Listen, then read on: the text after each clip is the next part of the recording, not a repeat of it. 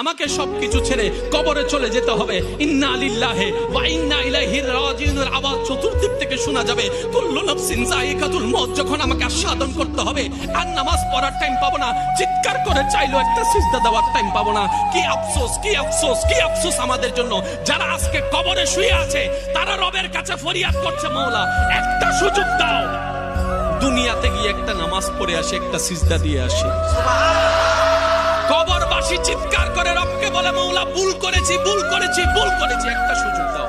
আবার দুনিয়ায় যাব, মাওলা হাজার ব্যবসা থাকুক আমি নামাজ ছাড়বো না, হাজার চাকরি থাকুক আমি নামাজ ছাড়বো না। মাওলা একটা সুযোগ দাও, একটা সুযোগ দাও, একটা সুযোগ দাও। মাটির নিচে যারা আছে তারা বলছে, আর মাটির উপর যারা আছে তারা বলছে, ভাই নামাজ তো পড়তে আয়। একজনে বলে যে কিভাবে আসবো, আমার প্যান্ট তো ঠিক নাই, আমার প্যান্টও ঠিক নাই, আমার শরীর তো পাক নাই, আমার কাপড় তো পাক নাই। আরেকজনে বলে, আমি যদি নামাজে যাই দোকানটা এখন বন্ধ করে লসের টাকা